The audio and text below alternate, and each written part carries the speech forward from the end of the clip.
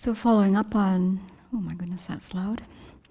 Following up on Venerable Jigme's BBC yesterday about our time at Land of Medicine Buddha, I thought I'd continue with a field trip that they took us on Wednesday. So we were attending, 5 of us were attending the 22nd annual monastic gathering at Land of Medicine Buddha. So it included Venerable Children, Venerable Jigme, Venerable Yeshe, Venerable Sepul, and myself. And we were there with 35 other monastics from the Korean tradition, the Tibetan tradition, Theravada, and Zen traditions. So there was a really great mix of people. And so every year, I guess there's an outing somewhere, and this year they took us to a Nyingma center, which is about, a 45-minute drive from Land of Medicine Buddha. Land of Medicine Buddha is actually an FPMT center that was, the whole organization was formed by Venerable Children's first 2 teachers, Lama Zopa Rinpoche and Lama Yeshe. And this particular center is just on the edge of Santa Cruz. It's in the Redwood Forest. It's beautiful, and they've had this property since 1983. And it's just a very lovely location in California. So, beautiful weather, lush vegetation, just absolutely beautiful. So actually, before I talk about the stupa that we went to see, something is extremely exciting going on at Land of Medicine Buddha. They're in the process of building a replica of the Mahabodhi stupa, which is in Bodh Gaya in India. And this particular version of it is only 35 feet high, but still at 35 feet high, it's pretty big. And apparently it's going to be about 11,000 square feet. So it's a formidable structure, and right now it's just in the cement phase. And something that's very cool is that the artist that is there working on it right now, his name is Gelek, he's a Nepalese artisan, former monk, who way back in 1975, when Venerable Children was investigating Buddhism at Kopan, she was teaching this man English. And here he is, all these many years later, working on this temple as the artist. So that was very cool to see him doing that. I thought I'd tell you a little bit, first of all, about stupas, because if you haven't seen a stupa in person, or you've just seen it in pictures, you may not know so much about it, and it's fascinating. So this is what His Holiness says about stupas in general. It's long been the tradition that wherever the teachings of the Buddha have been revered and practiced, communities of followers have built reliquary monuments, known in Sanskrit as stupas, and as chotans in Tibetan. And wherever they've been built, they've been regarded as sacred, for like religious images and scriptures, they represent aspects of enlightenment. So the whole reason to build a stupa, apparently, is to promote harmony, prosperity, longevity, good health, and peace. And on the Land of Medicine Buddha site, they're saying that stupas bring blessings to the environment in which they're built, to those who build them, to those who visit and venerate them. In this way, stupas ensure that the living quality of the Buddha's teachings will always be available.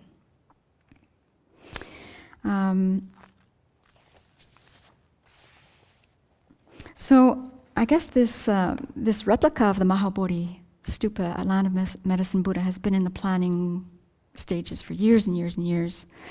And the purpose of this particular stupa is to serve as an inspiration and a blessing to all who visit it.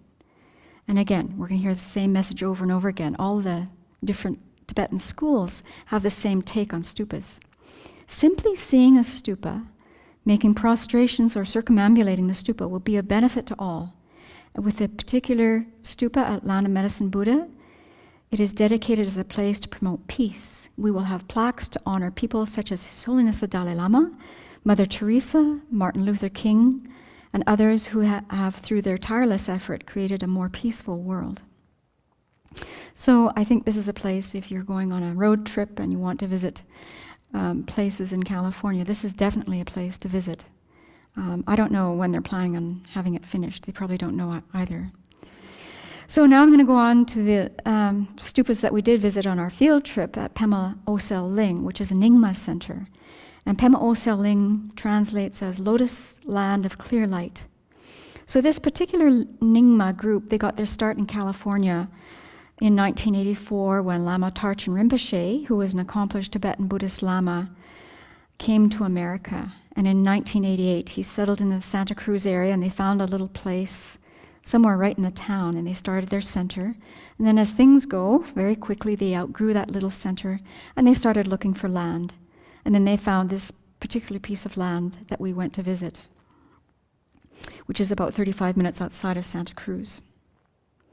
So the stupas that we saw, there's 8 of them, and the central stupa, and I can show you some pictures in a few minutes, is painted red, and you'll hear why it's red. But it's a very impressive sight to behold. It just isn't going to do much for you looking at pictures, but when you see a stupa in person, because they're filled with so many holy objects, and the land and the whole area has been blessed so many times by so many teachers, the area is just charged, that's all I can say, with this very positive energy.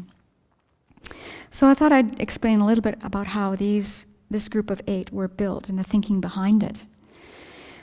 So the people who were involved in its construction said, first of all, it's extremely important to be skillful in identifying the geomancy of the site. So you're wondering what geomancy is. I was wondering that too. So this is earth divination. And what they do is they look at the ground, they toss some sand in the air, and the way the sand falls determines certain things. So they examined the site, and they identified its vital features. So what made this particular site very important for them to put the stupas on is that the area has a triangular shape. It's situated at the junction of 2 streams, the point where a line of hill ends, and on what looks like the crown of a head of a black snake slithering downhill. So there's all of these features that have pointed to the fact that this was the place to build. And then they went on to explain that on that spot we began the process of consecration with a preliminary ritual for the ground, followed by preparations for rituals to suppress demons and to suppress enemy, cemetery, and defeating spirits. So this group of 8 stupas actually represents 8 miraculous events in the Buddha's life. So in the center of the mandala is this red Dorje Drolo stupa, which apparently subdues negative forces and liberates upon seeing. And then in their tradition, they say when such stupas hold transcendent Buddhas, sacred relics, they become sublime supports, the highest field for embodied beings' cultivation of merit. Moreover, in general, each Buddhist way, meaning each Buddhist school, great and small, has its own paths and belief systems and characteristic manner of identifying stupas. So this specific group of stupas are known as the 8 stupas of the Joyous Buddha. So I'm going to read you the story about the 8. They're just short little stories. I wish I had known this before we went, because when we actually got there was one very lovely teacher of theirs who had a very, very soft voice, and so I couldn't really hear what he was saying. I was just getting the sense of it just by feeling. So, the first of the 8 stupas. When our teacher, powerful sage, attained perfect manifest enlightenment under the tree of awakening, it is said that King Bimbasara and others constructed the stupa to subdue negative forces. So it's called the stupa of awakening. And the second one, when the Buddha was born in Lumbini Gardens, it is said that King Shuddhodana and others constructed the Source of Joyous Buddha's stupa, which is also called the Lotus Mound stupa. And then the third stupa. When the Buddha turned the wheel of the teachings in Varanasi, it is said that the 5 excellent individuals constructed the wheel of the teaching stupa, or it's also known as auspicious many-gated stupa. And the fourth one, when the Buddha defeated non-Buddhist teachers in Sravati's Jeta Gardens, it is said that the Lichavis constructed the miracle stupa.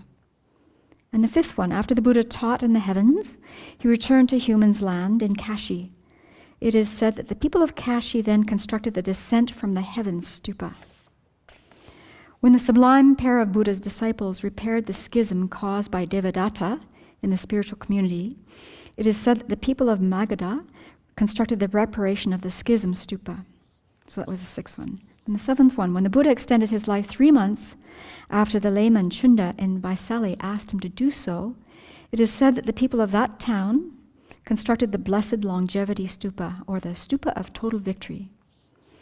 And the eighth one, when the Buddha transcended suffering in the town of Kushinagar, it is said that the Mallas constructed the Stupa of Transcendence. So maybe I can pause here and just show you some photos of these 8.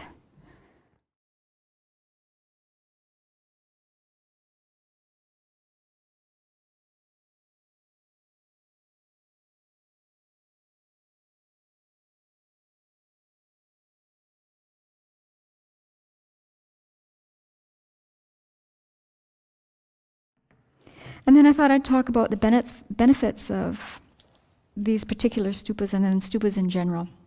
And this is held by all 4 schools in the Buddhist tradition.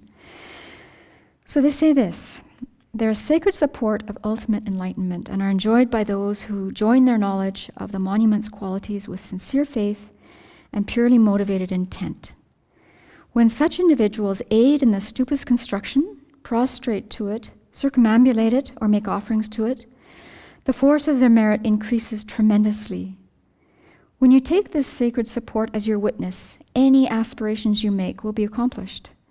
When you regretfully acknowledge negative acts in this sacred support's presence, your negative karma or downfalls in vows will be cleansed and purified.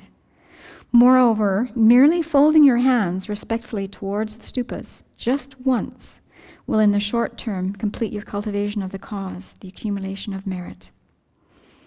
So that in itself is quite inspiring, just to show up and put our hands together and make aspirations, to cultivate goodness in our heart and to purify mistakes we've made. Its result will be attainment of the excellent support of uplifted existence, rebirth as a god or as a good human being endowed with Buddhist teachings and with an exceptional body, face, and youth. It will also result in the pacification of every form of sickness, demons, obstacles, and negative disharmony, and in the increase and enhancement of your well-being, merit, glory, wealth, wisdom, and qualities. Furthermore, you will be able to eradicate every unfavorable force, such as enemies, obstructions, hostile forces, and obstacles. In particular, then you will complete your cultivation of the result, the accumulation of wisdom, and thereby attain the ultimate state of certain excellence, the state of omniscience. So this particular group of stupas were, interestingly enough, completed and consecrated in September of 2002. So as you might remember, the big event of 2001. And they did make mention of the fact that 9/11 was a big inspiration behind getting these completed and bringing peace and harmony. So that was a wonderful experience. We met some members of the community there. They're very, very kind to us and welcoming. They took us to their temple, which is actually a very interesting looking building. Because they're right on a fault line in California, they can't build a traditional building. So this structure is actually like a huge tent with, inside they've got some drywall walls, but it's basically a tent supported by these arcing structures so that, when the ground starts to move and shake, the building sort of just rolls with the land. I'm glad that didn't happen. We were there. On the second last day, I was out walking in the redwood forest, and I encountered a woman, an Asian woman who is from San Francisco and obviously goes there a lot to walk on the trails. And so she greeted me very kindly, and she said, "What's going on? What's with all these monastics here?" And I said it was this gathering with 40 monastics, and I said they're from a number of traditions, different traditions, and she was absolutely blown away. She thought it was absolutely beautiful and wonderful that people from different traditions are getting together and sharing with each other, in a very harmonious way. So it's a very beautiful thing that happens once a year. We're very fortunate that Venerable Children is now one of the seniors who attends almost every conference. And very interesting to meet people and to see what their challenges are and what their successes are in their practice. So it was very worthwhile.